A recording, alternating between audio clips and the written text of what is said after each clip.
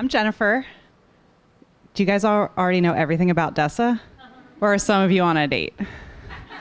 Like a few. Okay, I'm gonna tell you a little bit about her, and then she's gonna tell you about her book, and then we're gonna talk, and then we're all gonna talk. It's gonna be good. So in case you don't already know, Dessa is a musician, a songwriter, a performer, a member of the Doomtree Hip Hop Collective. That deserves a woo. A contributor to the New York Times. Woo. No? The Hamilton mixtape. The wooing is building. Her most recent album, Chime, debuted on the Billboard 200 chart. Big woo. She loves science, language, milk chocolate, travel-sized things, and many more things you can read about in her brand new book. On a personal note, I will say she is the only human being on the planet for whom I have purchased a piñata and who has purchased me a piñata in return. Tonight is her book tour debut. Give it up for Dessa.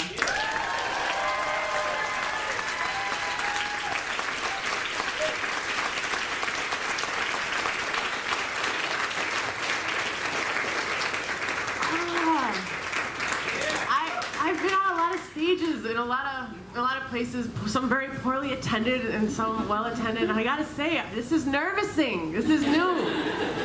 And also just on like being day one of my very first book tour for my very first book, I think is like the worst time to meet an author. Like I think that's really loud because it's like, you know, when people stop smoking and you're like, I'm so glad you did that.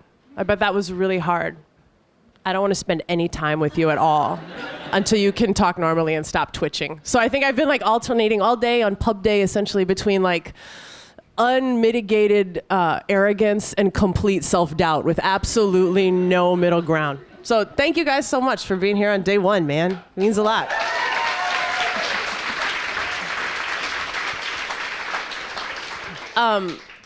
I usually present with PowerPoints because they make me feel safe. And even though I understand that there's no projection screen here tonight, I made a very tiny PowerPoint on Instagram if you feel like following along. It's on Dessa. Okay, slide number 1. Before we begin, I'm going to start just by defining a few terms that'll probably appear in today's reading. Dessa, American recording artist, type A personality, type O blood donor, type 60 words a minute, me. Slide. Doomtree, a hip-hop collective based in Minneapolis. Founded in 2001, maybe. We didn't keep great records in.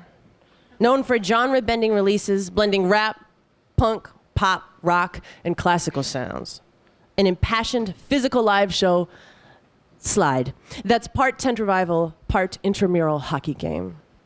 The current roster is Cecil Otter, Dessa, Laserbeak, Mike McLawn, Paper Tiger, POS, and Sims.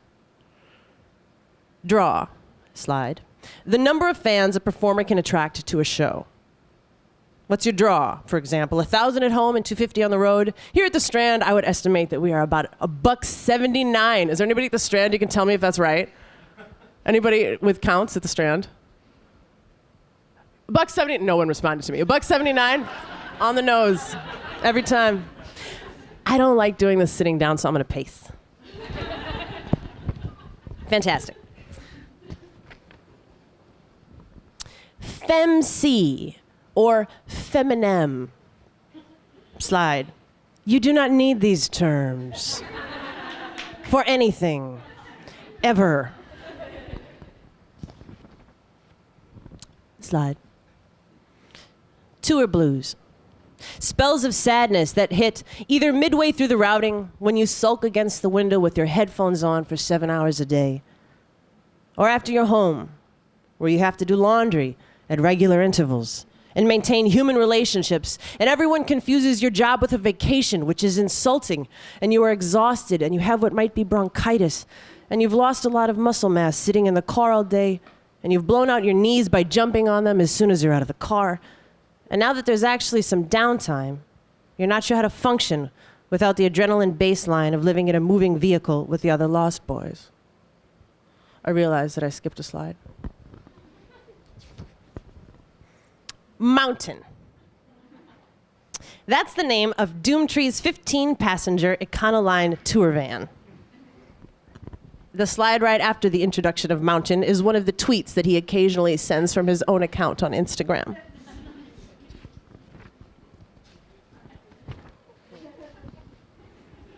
Can I look over your shoulder to make sure we're on it? Yeah, killing it, killing the game. And that very last image of that 10 slide set. Ex. My ex-boyfriend.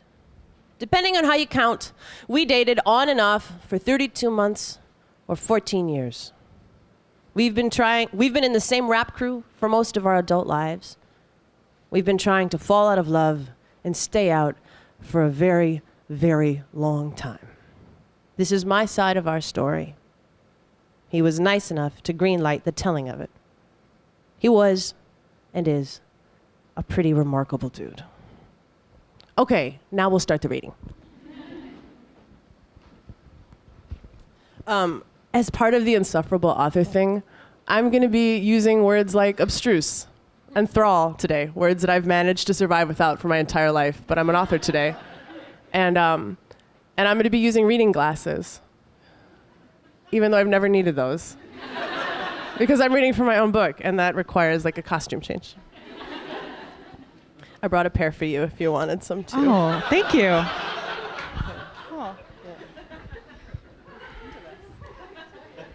Okay. I also don't need reading glasses. Actually, can I ask, my family's here, can I ask a favor? Could you just pop the lenses out of those so I don't get seasick? Thanks. Okay. When I'm at home and not on the road, I have a lot of stomach aches, which means that I spend a lot of time like laying down on my own hardwood floor reading incoming mail. And I think that means that at least in my demographic, I'm one of the few recipients of the Geico quarterly mailer who's likely to read it cover to cover every time. And the Geico mailer, if you don't get it, is surprisingly well done. It's like it's fighting in tone and in imagery with Vanity Fair instead of like State Farm. It's really, I really genuinely and truly recommend it to everyone. And I remember getting this mailer, one issue essentially, and it was an issue that talked about like unusual insurance policies that people had taken out. And there was one insurance, but you nodded like, yes. Do you have an unusual insurance policy? No? Okay. Well, it was outlining like the details of kidnapping insurance. So like sometimes when really wealthy corporations send their executives abroad, you know, there's some concern, thank you, Robbie, that they're going to be kidnapped. And so you take out an insurance policy in case they are. And then they increasingly got weirder. There was an insurance policy against the existence of the Loch Ness Monster, matched with an insurance policy on the existence of the Loch Ness Monster. And there are, of course, the celebrity insurance policies. Springsteen insured his vocal cords. Julia Roberts, her smile. Taylor Swift did her legs. J-Lo covered her ass. In the 70s, Gene Simmons insured his tongue for $1 million. And I've heard that he had the connective tissue beneath it also snipped, but can't verify. David Lee Roth supposedly insured his cock, nicknamed Little Elvis, before leaving on tour. Betty Davis insured herself against weight gain, with a policy to pay out if she ever found herself unable to lace her corset. And after reading all these, I was thinking, like, they all figured out what the crucial asset was of their careers. And that made me want to think, like, well, then what's my crucial asset? You know, what would I go and insure in an effort to safeguard my professional success? And I thought language, maybe. But I think if I lost language, I probably wouldn't want to hang out too long. And then I read about this guy named Ben Turpin. Turpin was a cross-eyed film star, a slapstick actor with a signature fall he called the 108. He was phenomenally successful and boasted about it, introducing himself with the phrase, "I'm Ben Turpin. I make $3,000 a week," which, even adjusted for inflation, I cannot say. He starred in movies opposite Chaplin. He signed with the leading comedy studio. He took the first pie in the face, customized a car with crossed headlights. And whenever he hit his head, on stage or off, he'd rush to the mirror to make sure that his eyes hadn't come uncrossed. The eyes, those were Turpin's thing. And I thought, okay, now I know mine. I write sad songs. Some are funny sad. Some are angry sad. Some are dance even though or maybe because you're sad. And some are just sad sad, with all the bells and whistles tuned to D minor. At the beginning of my career, I thought maybe it was just something I had to get out of my system. It turned out to be the only thing in my system. It's just what I'm really good at. And I've always run a little blue. I was proud of that as a teenager. I figured it meant I was smart. I was ashamed of that as an adult. I figured it meant I was spoiled. And now it's just something I expect and accept with less hand-wringing. Nobody chooses his or her disposition any more than they choose their eye color. A mild melancholy feels native to me. And although I don't feel it all the time, it's the feeling that makes me want to write. Some people have type A blood, some people have connected earlobes, or can curl their tongues into perfect little cannoli. Some people can't remember any of their dreams. We're not uniform by any other measure, so I don't know why we'd expect to arrive on Earth with temperaments all dialed into some universal standard. The point underscored by Ben Turpin seemed to be that what's good for the organism isn't always good for the artist. The crossed eyes might not be desirable in a man, but they were integral to the comic. Heartache. That was my thing. Not heartbreak, because that's not sustainable, but just a low-grade, functional case of the blues. I decided to follow through on that idea, partly to entertain myself, partly out of curiosity. I wrote Geico directly. Dear agent, my name is Dessa. I'm a Geico auto insurance customer looking to expand my coverage. Your rates are fair. Your perforated ID cards are easy to tear. I like the gecko. I read that Ben Turpin insured his crossed eyes because they were crucial to his career. I am a songwriter who makes her living writing torch songs. I'm able to do that well because I'm naturally melancholic and also because of unresolved feelings for a former romantic partner. If I were to find myself in a state of unchecked, protracted joy, I'd either have to re-career or take a lengthy sabbatical to acquire the skill set necessary for a new mode of self-expression. Can you please tell me whether or not you'd be able to insure heartache as a professional asset, and if so, how much a monthly premium might be? So in the rest of that essay, I explore the exchange between me and Geico to see if we can work out a policy.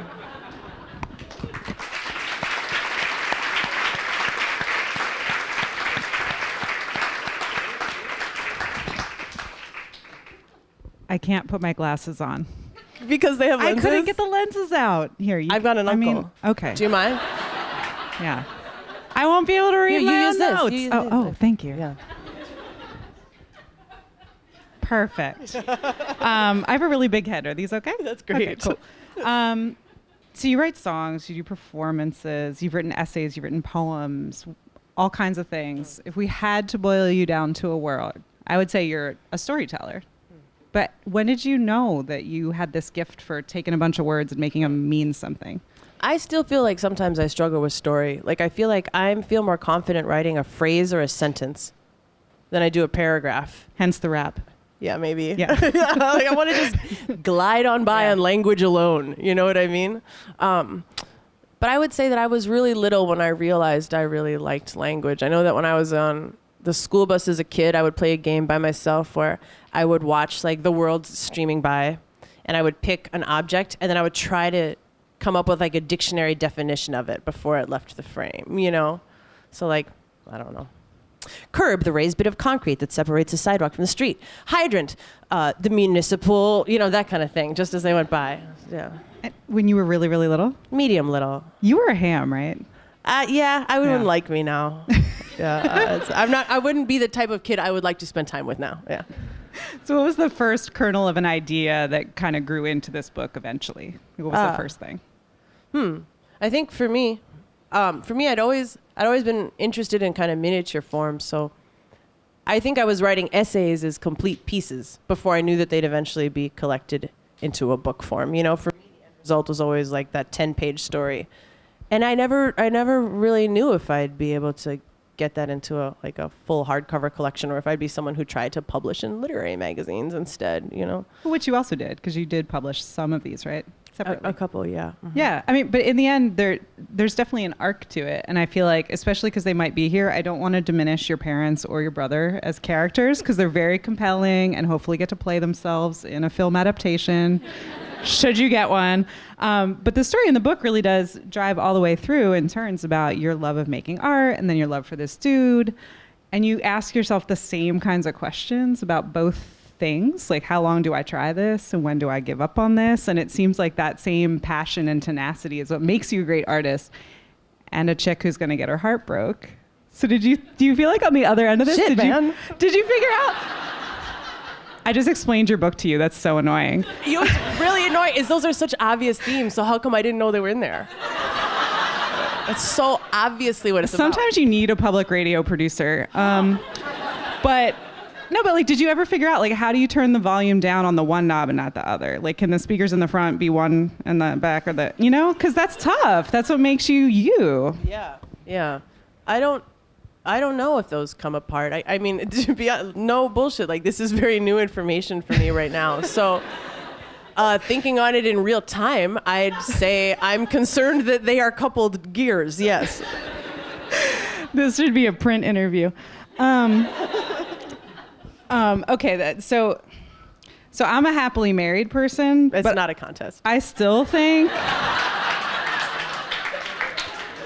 I had to give you the context because I still think that romantic love and happiness are super overrated. Do you? Yeah, I really do. And I've seen Inside Out, and that's not why I'm embracing sadness, but I feel like in your book, like, you do embrace sadness in this way that's really compelling and beautiful and just not common. Because I feel like we live in a world where we're told to smile and be fine, and especially as women, but everybody. How did you make peace with that being not just your artistic drive, but like who you are? I think it really was maybe borne out by trying for a really long time to reach the kind of daily mood that seemed to be presented as a healthy way to feel and think, and then not getting there not getting there, and then saying, well, does that mean I'm messing up? Does that mean that I'm living wrong if I'm a little bit blue a lot of the time? Like, is my brain making the wrong kind of chemical, or am I making the wrong life choices consistently that I'm not arriving at the TV disposition of health, And then finally being like, maybe that's just how I am, man. And maybe I'm not going to try in the same way that, like, when we talk about bodies, right? We talk about a singular objective, a singular ideal. What if we reconsidered that and said a healthy body might have more shapes, sizes, colors, etc., than we had previously thought, right? What if there's just a wider spectrum of what health looks like? And I thought, okay, well, maybe that's also true on that kind of spectrum of happiness and sadness. Now, granted, if you're not functional, that's a great reason to seek an intervention, But I was feeling functional. I was just feeling a little bit blue. I like it. I'm into it. Thanks. Yeah. You write in the book that you don't like to talk about problems in public until you solve them. But then you wrote a book where you got a lot of your problems that are unresolved and you're exploring them. How much of that was like super scary and vulnerable and naked feeling while you were writing this? Most of it. Yeah. I mean, I would say also that initially I thought that if I could write a book, that the thing that I would contribute, to readers would be like a really well-turned phrase and really smart content. Like, that's what I could offer. I wasn't maybe so good at like that perfect church bell and profile story arc, where it's like, what's gonna happen on next? But I thought I could write beautifully. And then working with my editor, who happens to be in the room today, Maya, she'd read it and she'd be like, this is really well written by a woman who feels. So she was consistently pushing me to say, okay, so you can write. Like, so what? How is the human being who is doing this writing feeling, and what actually happened to lead her to have those feelings? And what did her best friend say when you told her about it? How does your mom think about it, And for me, I think, like balancing the presence on the page between like being a person and a writing person, is it all style versus substance, essentially, was arrived at with active guidance from Dutton. Mm-hmm. Because your instinct was to keep doing what you already do, which is take the thing and transform it into something more evenly edged and beautiful and concise. Yeah. I thought to make it beautiful and interesting as opposed to presuming, maybe particularly because creative nonfiction is so often like shares some personal details that I think sometimes, at least for me, I'm like, oh, this feels a little confessional. And it was so important to me that I not write a book that was confessional or that felt like it was exhibitionistic or sharing secrets for secret's sake. Yeah. Yeah, I mean, I read a lot of musicians' memoirs, and this is the first one I've read where there's no benders or groupies. That cuts both ways, that comment.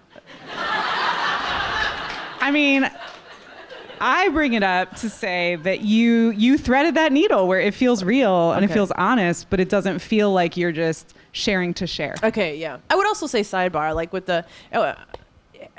that having the idea of even being single and having a groupie is very tricky as a female artist because like I'm gonna text my best friend and be like, if I don't come back at 7 a.m. and like, where are you gonna take this guy? You can go to his hotel, you don't know this guy, you know? So yeah, like sexual exploits as a female front person just to scare the hell out of me.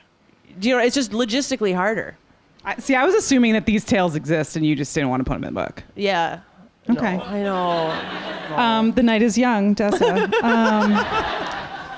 So was there anything that made it in here that you had not told someone before, and in the process of writing this, you got to kind of think it through and share something with another human? Yeah, I mean, I don't know that they're like all the like sort of like juicy reveals or anything, but even the way that I think about my brother, he and I have a really good relationship, but there's no reason for me to have to ever express verbally exactly how I understand him or how I perceive him because we have a good relationship. Whereas, you know, if you're in a troubled romantic relationship, you have plentiful opportunity at high volume, late at night, you know, to say exactly what you think of this other person and why and on what grounds. But I was worried a little bit when I was writing, like, this is how I think of my brother, and I put it on paper. And of course, it's not a perfect portrait, because nobody is. And then that feeling of being like, hey, Max, I wrote this about you. I want to make sure you're cool with it, so I'm going to send it to you. But it also includes like the flaws that I perceive in him, and that felt very sad and scary because he didn't do anything to me, you know? He's a moderator in the Seattle event. Like, he's rad. I love that kid. And that felt uncomfortable. So it was only the people with whom I was on best terms sometimes were the people who I was most afraid to share the work with. What was the most fun thing to think about and revisit to write about? The most fun thing? Yeah. I think that there are like all sorts of, well, you know, because you're in like performance and entertainment and event production, but there's just so much weird shit that happens. Like when we tour through Aspen, it's really high altitude there. So you have to be careful because even if you're really tour seasoned, you know, which means like you're aerobically conditioned, you got your songs down, the band is tight. And it also means you've been drinking hard for 3 weeks instead. Yeah, like nods from the musicians in the room. So you know what, you're ready. But it's so high altitude that if you're not careful, that first time you do a Denver tour, you're knocked on your butt because every drink counts as a drink and a half or two. So the Denver venues sometimes keep oxygen tanks side stage so that like Redman, I think, took it on stage with him and would just go like, and then like spit his 16 and then like suck down this pure oxygen. Like little things like that I think are fascinating, but there's no reason to ever tell that at a dinner party unless someone either brings up Redman or pure oxygen. And so it's a long wait. And so to be able to just include those here, apropos of nothing, was exciting. There are a lot of really fun facts. Like I learned a lot of facts about like glider planes and quilting and yeah, there's a lot. Say a cool one too though. Yeah. That's like, what's the... I brought up like Redman. Yeah, and like how cocaine. rappers roll into town and stuff. No, there's cool stuff. I remember that I'm a dork. I remember the dork stuff. When you were writing this, were you reading things, watching things, listening to things that like motivated or inspired you in some way? Because this is your first time writing in this genre. Yeah, I mean, I think I tended like when I'm writing prose or songs, I tend to try to find stuff that I really like, but that isn't at all like me because I'm afraid of being a biter. You know, so like when I'm songwriting, I'll listen to songs in other languages and stuff just to make sure that if I were to listen to a bunch of Lauryn Hill, maybe I'd accidentally steal some of those runs or melismas, or someone too close to me would be in my head that I might accidentally plagiarize from, you know? So even reading some weird poetry, just to kind of get like flex language skills, but knowing that I wouldn't accidentally be like, Dessa Miranda July Wander says, like, because I like her stuff and I know she's too, like, I will bite if I'm allowed to get too close, so. Cool. I guess we should let these guys ask some questions too. Are you ready? Are you ready to fire away with questions? I used to be a teacher and we would say, any questions? Preguntas o no? And then no one would do anything and then they would say, this is the sound of learning. And if you look long enough. I mean, I could keep going, but I feel like you all came here and I can talk to her There's anytime. one. There it is. Yeah, There's always there one. you go. Okay, Yeah. okay. Cool. When you have an idea or a concept or a line that comes to mind, how do you decide this is going to be an essay or go to an essay and this is going to go to a song? I think for me, sometimes it has to do either with scope. If I'm like, oh, I have a really good idea on how to compare the current political climate to some Weimar Republic. Like, that's too much talking to do well in a rap song, Like, that would be a 19-minute rap song. That would be insufferably long. So if it's a really big idea, very often it relegates itself to essaydom. If it's short, then the question for me is this a poem idea or is this a song idea?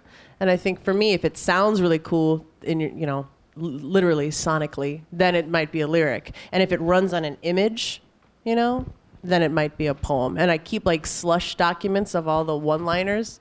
And then when it's time to write something, I just sort of like upend those documents to see what seems to fit together. I was thinking it was more because you can't rhyme with neuroscience terms, That is actually an issue. right? Yeah. It's hard to rap about the anatomy of the brain. And see, what's the reason it's hard is because there's so many incidental rhymes a lot of times because like suffixes like T-I-O-N, it's really whack if you only rhyme suffixes. That's considered very phenomenally lazy. But so many of the suffixes are the same in technical language, which is why science rap sounds really stupid most of the time. Science rap hater Dessa. Twitter's gonna drag you for that. By the way, for everyone who asked a question, we're giving away these awesome pins. Oh So yeah, that I'm wearing includes one. You can get one of these pins. There you go. Hello. Hi. So I'm a writer with a normal person day job to pay bills, and I've taken to project managing my writing.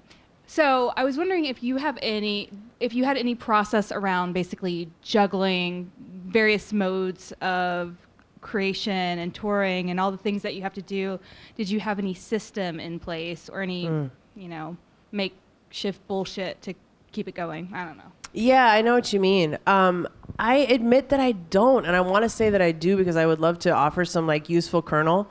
But I think in the time that it would take to like develop a really good workflow, I'm usually just working. And then the next day I'm like, I should alphabetize this shit, and then I know where it was, So yeah, I don't know if I would win the like work harder, work smarter and not harder award. I think I'm just grinding it out, and win sometimes at that. But I also know that sometimes I'm doubling back on my own efforts. So, yeah. Mm-hmm. Am I the boss or are you the boss? Okay. Oh. Oh, we just had a. I guess I'm temporarily the boss. This isn't a writing question, but if you could pick a superpower, what would you pick? This is so lame, but I honestly think it's true that I wouldn't because I would feel so lonely. I already feel so lonely so much of the time that I don't want to be like, I'm the only one who can fly. Because I'd be like, I have this experience I can't talk to about with anybody. I don't want it. Oh man, you don't even want to fly or something? I mean, maybe for a day, could other people fly during that time? But then it's not a superpower. That is just locomotion, right? Would you do one? What would you do? I'm not on the spot here. Yeah, you are. Can I? No. I mean, flying seems cool and it wouldn't alienate people, Oh, I'd fly. Yeah. It's not destructive. Like, I want to set fire to things with my mind. No, yeah, I'd fly. Okay. First off, hi again. Hi. Second off, my question was when you're writing, because I write occasionally, and often I'm told that I make people feel things that they weren't currently feeling. Do you ever make yourself feel things, but you have to be like, whoa, let's get a drink. Let's do something that isn't going to make me sad about this cat that I haven't had in a decade, whose name I don't even remember. I think it might have been Spot, but that's every cat's named Spot when you're 5. Like, I would say every once in a while, trying to describe a really hard feeling. I've done it and been like, shit, that is how I feel, huh? And it feels good then to have those 8 words in a row that articulate exactly what it was that I was experiencing. That said, I think it's more often in music. Like every once in a while in music, I'll finish the lyric and be like, it's just so sad. Do you wait feel till like everyone hears this, they're gonna cry. Yeah. I have a follow-up. Do you feel like after you wrote this, like you got to know yourself better, or do you just feel like you check yourself differently, or you ask yourself different questions? Because you had to spend a long time thinking about yourself and your thoughts and your feels. I think I was concerned that either I would err on one side or the other, where I would make myself look too cool, like, or I would be so careful not to do that I would render myself completely intolerable. Do you know what I mean? So it's very hard when you know you to try to imagine meeting you. That's just an exercise intellectually that is really, I couldn't do it, you know? So a lot of times I would just send it to a couple of friends and I was like, hey, do you think I seem either like an asshole in this story in a way that you wouldn't want to read the next one? Or am I delivering punchlines and like, you know, like skating in on my, you know, stocking feet and flipping the pancake and catching it, and apparently the coolest person I can think of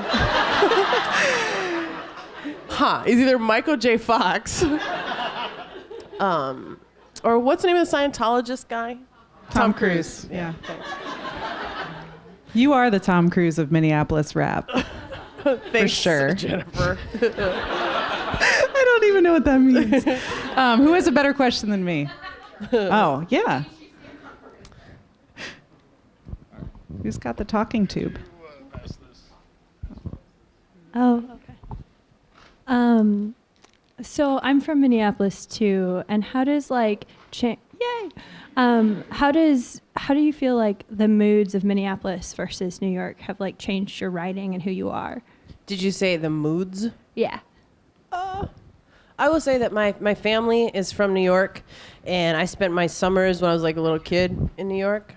And there was always something to me that was like, I like this. There's an unapologetic way of living. I know that Minnesota has like this incredible literary community, this incredible indie music community, you know? But I don't actually find Minnesota nice to be a legitimate phenomenon. I have a dance that I do with my fruit guy here. Nobody dances with me in transactional relationships for under $5 in Minnesota, you know? I think that people live louder here, and for me, for my calibration, I like that. I talk loud, I move my hands, that feels good to me. I would never, I don't think though, have been able to find this kind of like independent entrepreneurial community here. I mean, there's too many, it's too much, it's too expensive. So for me, it felt like Minneapolis was a great place to grow up, but I'm glad I made these trips to New York to say, okay, I'd like to also figure out how to maneuver in these waters. I don't think I can yet, but I want to feel like I've got a home in each place, you know? So they're distinct, but I admit that I feel home-ish in both, yeah.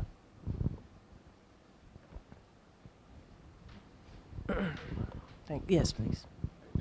Hey. Hey. I'm a nerd, and I got excited with the science thing. So I was going to ask, what science is your passion? Is it neuroscience? Is that I would say what you get most excited about? biological and behavioral science, like figuring out which parts of our behavior are not actually, we're not at the conscious helm of, is exciting to me. Yeah. Nice. Thank you. Wow. That You're was also awesome. really good at math, I realized, reading this book. Like there's some parts of calculations that you claim to be able to do in your head, and I pulled out my phone Wait, did you check and them? like checked you. Did you? Yeah. Thank God. It Okay. worked. And it worked? Okay. I mean, clearly your editor also I know, but maybe I checked like checked, 1,000 times, but you're just afraid. But you know? yeah, I was like, wow, you did that in your head? Yeah, I definitely did that in my head.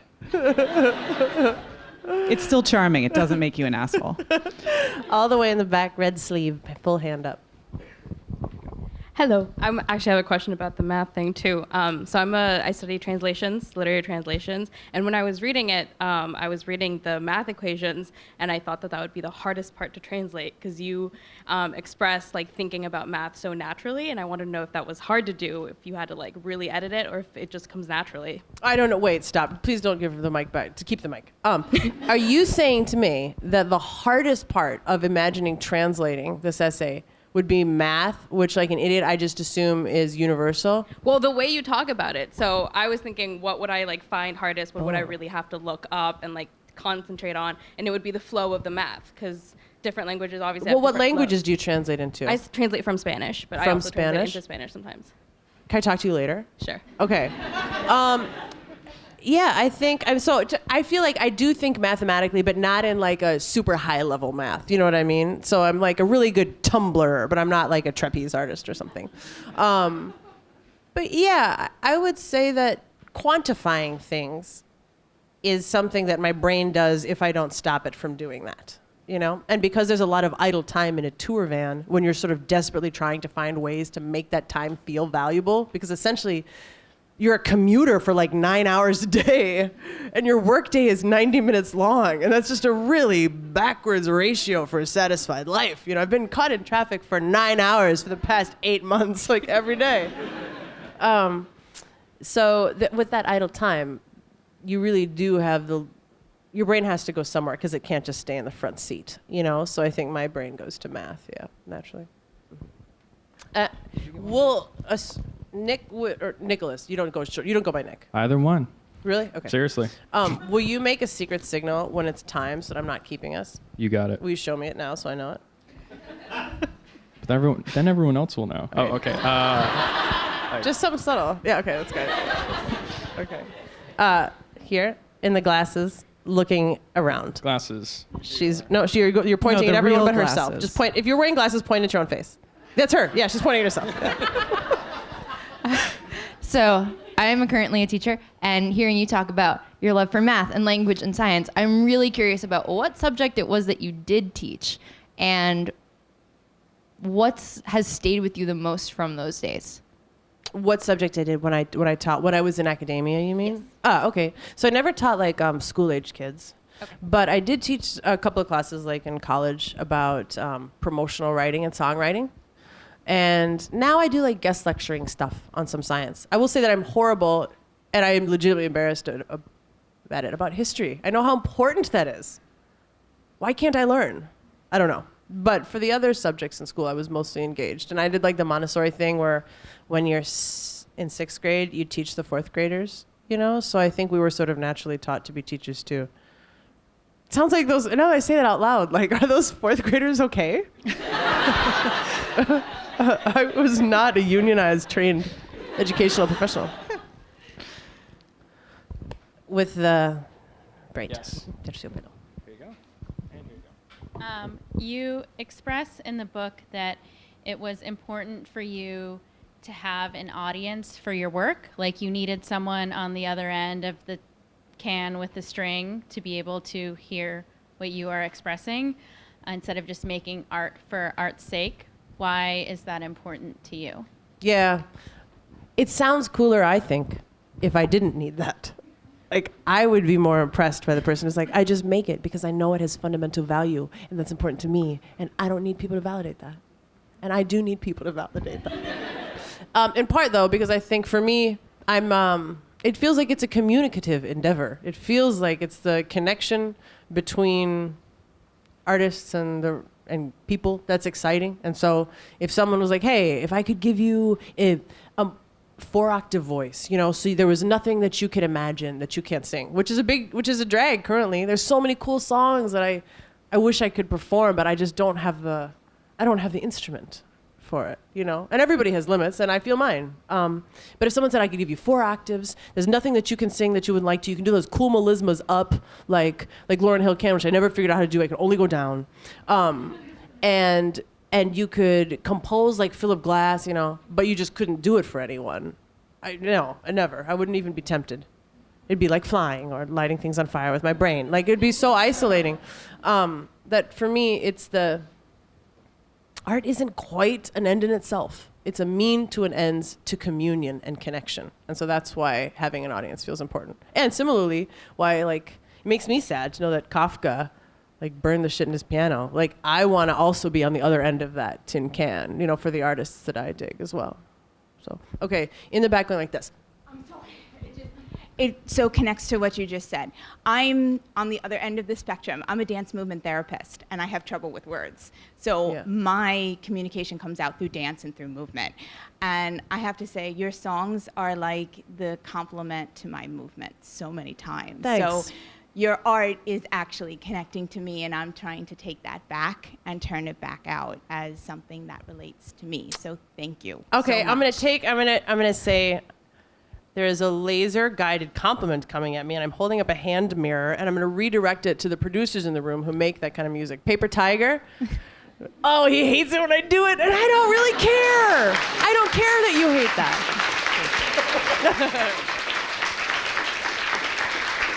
I'm lucky enough to work with some amazing people who, when I hear their work as well, it makes me want to write. So thanks. And when I hear your songs, I want to dance. And when she dances? No, I'm kidding.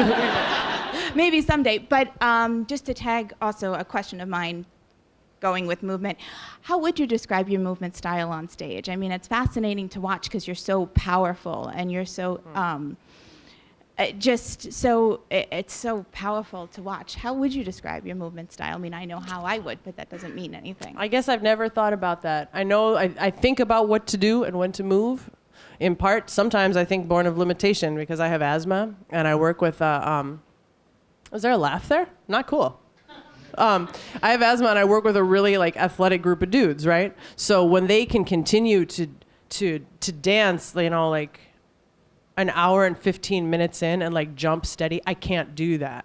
And maybe it's also because I'm just not living a very healthy lifestyle. It's not just asthma. But I know that for me, I have to use movement as a punctuation, not as a constant force. So I know that, for example, if I see someone texting over here, but I see someone over here who's flirting with the bartender, I have to somehow get both of your attention, and it needs to feel like I'm calling both of you in school. So if I go like this, you know, that I'm looking at you, but you kind of feel that I'm pointing at you. So for me, sometimes it's boredom management to make sure that everyone's here. And then, and also like my right leg's a lot stronger than my left leg. So all of my motions start on my right thigh because I can't do them. I tried in the mirror so many times to learn how to move in left circles and I can't. I just can't. It's all good. Everyone has a favorite side. Does it? Yeah. Yeah. Absolutely. Okay. Do you too? Is it you? Did you say same? Oh, you see. I feel like you should insure your right thigh.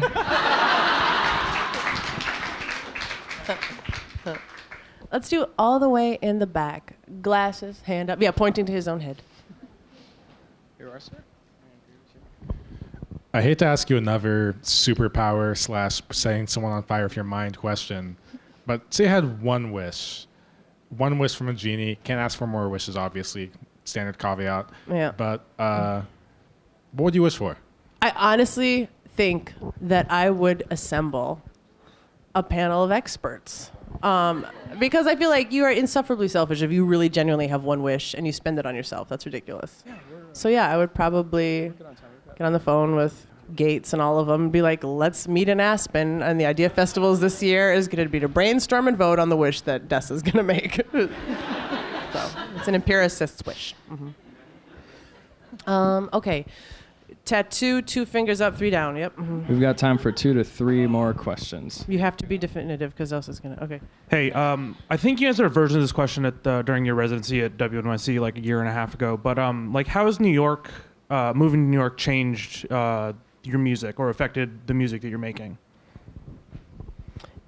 I would say that I've had I'm working with Lynn, obviously, was a big deal. I was flattered by that. I was excited by that. I was scared by that. And to be totally honest, like there aren't that, like the power dynamic is so, I shouldn't say, well, yeah, it is that. The power dynamic is so uneven. I hadn't been in that many rooms like that before, right? Where there is like one ferociously talented superstar and then how to just like get over yourself and not be nervous and not be distracted by that. I want to get good at that. I want to get better at feeling like, I feel comfortable in conversation even with people who are much more accomplished than me, in part because they're great conversationists. I'd like to learn what they have to do. I'd also like to be able to be a better collaborator. So I was a little surprised, to be honest, in moving to New York, that I didn't think I was going to get so tweaked out by that stuff. You know, I thought I was a little bit more self-possessed. That's something that I learned, I guess, about me. I also feel bolder and braver. Like, Minneapolis, I think, we're very careful about how ambition is expressed. And ambition can be a dirty thing where you're willing to put like your heel on someone else's neck, at any expense to try to raise yourself up no matter who you hurt. But I think it's also just trying to live a full life before you die. And that second one, I don't think no one should apologize for that. If you're kind along the way, like, go try to be weird, try to be big. And if you can't do it, learn how to fail gracefully. But I think New York affirmed to me that there's a way to do that really resonates. I want to live as fully as I can before there's no more living left to do. And that's not something I want to apologize for. Mm-hmm. Hoops. So this is a less deep question. A glass heap? Less deep than some of the other ones. I'm not sure, but I'm guessing from your pronunciation earlier that you speak Spanish. I don't. My aunt just checked me. I do, but at like a 9th grade level with significant grammatical errors. Do you speak Spanish? Yes. But I was just wondering if you ever thought about writing or songs or poetry in Spanish, though that's like a really high bar because I'm a visual artist and can't even communicate in one language. Wait, do you speak Spanish with the same skill level that you speak English? Not quite, because I don't use it very much. So if English is 100, what's your Spanish? I don't know, 80. 80? Okay. I'm like a 60. I would say that actually moving to New York and like my super, which is exciting still to me to say because we don't have supers in Minnesota. Wait, who takes care of your place if you don't have a super? Well, in Minneapolis right now, nobody. I have like a mold issue, but I would say we just don't use that word. What do we call it? We have a landlord and a caretaker. Is that right for Minneapolis contingent? A what? Building manager? Okay. But super sounds like a cool sitcom to me. So anyway, he's from Puerto Rico. He's of Puerto Rican descent. I am half Puerto Rican. And he just happens to look a hell of a lot, in my opinion, like my grandfather used to look. And when he found out that I was Latin, he's really encouraged me. He's like, you're never going to get better unless you practice your Spanish, And so he has this like barbecues on Sundays. And I usually don't eat meat, but I always eat meat there because I'm too embarrassed to say that in front of all these Latin people. And it made me realize, I'd been so shy about that for so long. And maybe like a lot of, second, third, fourth, fifth generation. I'm not Puerto Rican enough to kick it with the Puerto Rican kids, but I can dance better than the white kids, So to try to figure out how to, it hadn't occurred to me that it might be fluid. Dude, just spend the time and get better in Spanish. And then, I would love at some point to be able to write an essay that I'm confident in Spanish. You and me and this translator in the back, and I'll kick it out of you. Yeah. Okay, it sounds like we've got time for one more question. Here, the glasses against the wall, pendant and a black shirt. Thanks. I just want to know if during the process of writing these essays in this book, you came across any subjects that you wanted to explore next. Was there anything that really jumped out that you were like, next is diving into this? Yeah, that's such a rad question. Thanks. And before I answer it, I'm just going to say really briefly, thank you so much to my publishers. Happened to be here because it's New York, and they took a risk on me. Like when I walked in, I was like, "Yo, I'm an independent rapper with asthma. I think I'm a pretty good investment for a hardcover collection of creative nonfiction essays with no discernible theme except for science and love. So thank you guys. Thank you to my agent, Sam. Thank you, Jennifer. Hey. To the Strand, and also to Becky Hoffman, who hates when I call her out, so I'm not going to point at her, but she makes my whole life go, so thanks. Okay, so there was a couple of items that I initially I'm so careful with science because I really think it's important, and it's even more important to handle carefully now when we're in the midst of an administration who's trying to actively, what is the word for when you remove credit from something? Discredit it. Come on, it's just... en español, ¿cómo es discredit? who's actively trying to discredit it. I think that we have to be so careful with how we're communicating about science. But I felt emboldened by this book that if I was really careful, shit, I can write about science. You know, so it sort of opened up the barn doors for me into how far, if I'm really careful with my research and I double and triple check the math and I consult with experts, like I'd love to move a little bit more in that direction of like a Mary Roach, who for me is a phenomenal layperson's guide to really sharp, unflinching science, but with a great narrative and plain spoken language. So maybe that's next. Hey, thanks for being here on like day 1, night 10. Thank you.